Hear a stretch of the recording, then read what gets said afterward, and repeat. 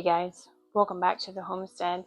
So I'm working on a couple orders that came in about 2 or 3 days ago, and so I wanted to do the lotion bars for those orders, but I wanted to show you guys how simple it is to throw these lotion bars together, understanding that you can substitute some things out depending on your personal preferences, allergies, etc. So I've already got my ingredients lined up here, and so we've got some shea butter, we have some coconut butter, we have some beeswax, and we have a liquid oil.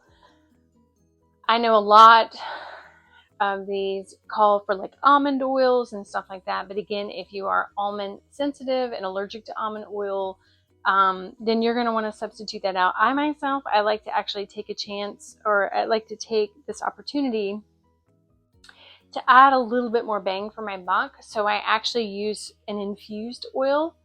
And so that can be infused with plantain. It can be infused with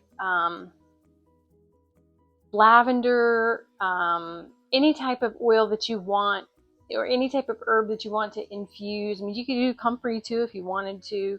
It just depends on your personal preference. If you're going to be applying this daily, just kind of keep that in mind when you start to put these things. You don't want to put something really harsh. You don't want to put something, you don't want to make Cajun lotion bars and put them all over your hands and rub them in your eyes. So, then of course I have vitamin E, so whenever you can apply vitamin E, it's beneficial for you as well.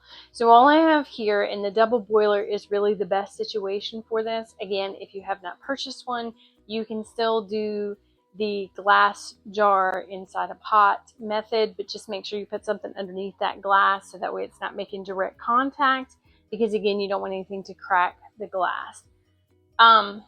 So I've already got my water heated up over here, so we're just going to start by throwing in our oil, and I'll put a very basic lotion bar recipe below if you want to experiment, but unfortunately a lot of them are in grams. That's kind of how I started out, and I've already written them down in grams. I've tweaked them in grams, but again, a simple conversion chart works out really well. For the most part though, your liquid oil, your beeswax, and your coconut oil are going to be equal parts, right? So if you're going to try to use something that's a cup worth, then you would take that and divide that out into the equal parts.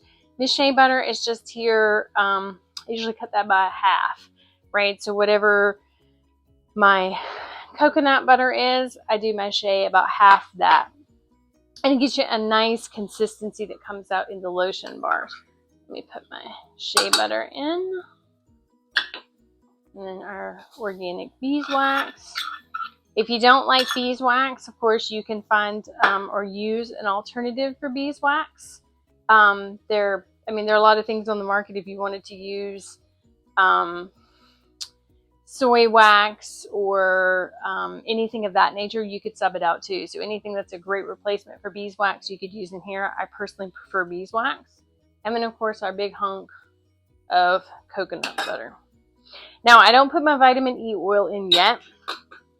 I actually wait and put my vitamin E oil in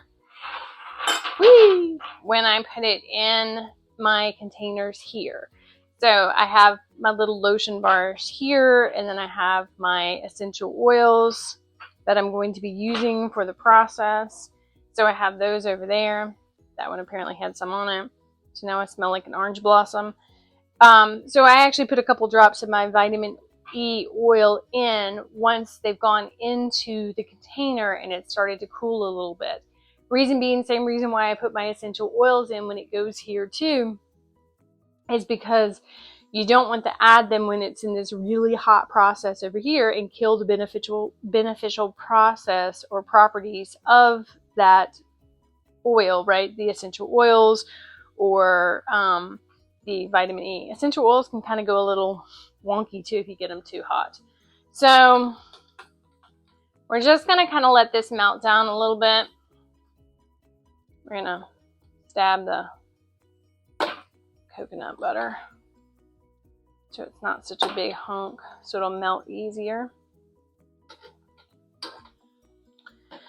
So I'm just going to let this cook down until everything has completely melted, and then we'll pour it into our containers. So that should only take a few more minutes. I was actually working on a different video, and unfortunately everything failed miserably, and I just got so frustrated. But so we're going to do this instead until I can get my head in a place where I can tackle that again. And while I don't ever want this channel to kind of be like, yeah, she has it all together, because that would be the biggest lie that has ever been told.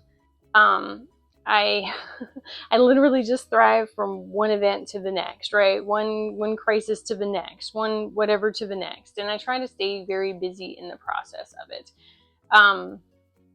So yeah, so that failed miserably, but once I get it all back together, I will tell you it was the one that failed miserably, so you can see. And if I decide to revisit those videos, I might show you some of that too, when bad things happen.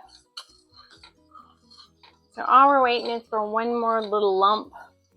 And see, I'm telling you, it doesn't take very long for this to melt down. One more little lump of coconut butter is holding out in there.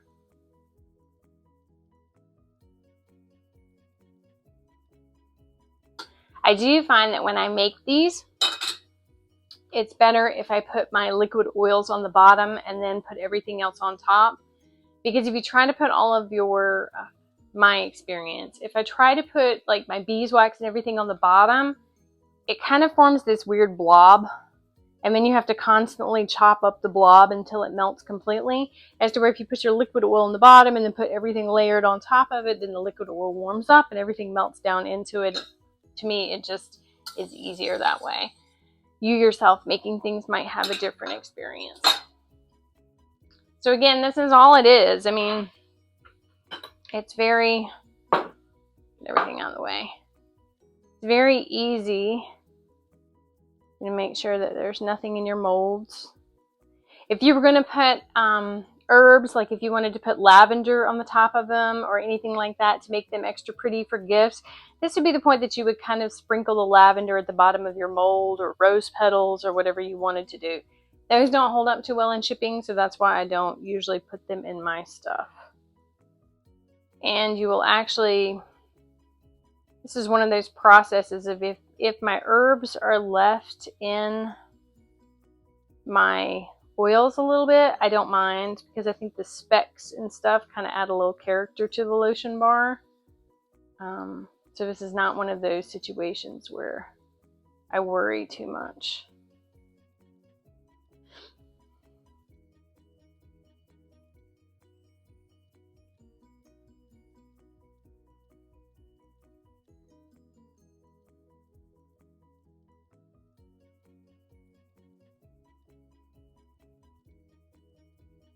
We're just going to let these kind of cool slightly.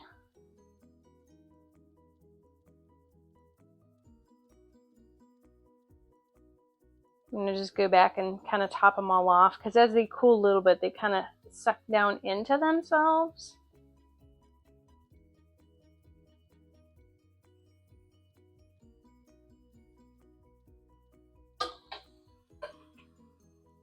And then from there,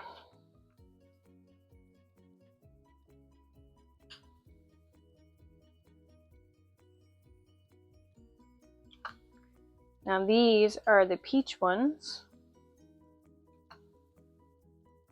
Peach is one of those essential oils that disappears pretty quickly, so I always put extra in those so the scent carries.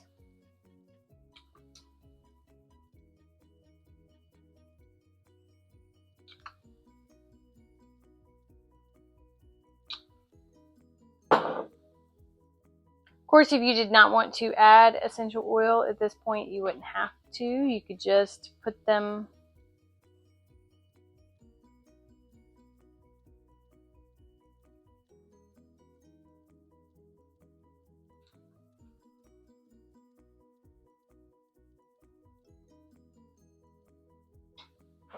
wherever you wanted to well, if you weren't going to put essential oils in them at this point, then you would just kind of leave them. Now, what I do at this point is I let them just kind of relax. And when I can kind of see they've cooled just enough to travel, then I take them and I pick them up and I put them in my freezer. You can let them sit just like this and they'll harden just fine. I personally like to stick them in the freezer because, you know, people come around, they throw things around, they don't, you know, like, you know, the kids could come over and throw something on the counter, or, you know, rogue cat could come flying across the room. Wild things happen around here. But so this is where I just kind of hang out in the kitchen for a little bit, wait and see how they're kind of setting up, and then I'll take them and I'll move them to the freezer. When they're done with that process, I'll come back and show you the final result and how I ultimately put them in their tins and stuff to go shipped out for my orders. So we'll let these set and then we'll come back. Okay guys, so it's been about 30 minutes. So through the magic of editing, these are ready to come out of the freezer now, and I've already popped out the top ones, and that's all you do. I mean, you literally just pop them out. This is why, to me, it's better to freeze them before you do this, because if they're not completely cured all the way through, then you go smishing them and they just crumble, and well, then you have to remelt them and then make sure, you know, you keep them separated out, you know, by what the scents are, but you just remelt them, pour them back in, right? So it's not like a failure, right? In the sense of, I screwed this up, I can't fix it. So all I do from this point is, now that they are out, I take them and put them in their lovely little tins.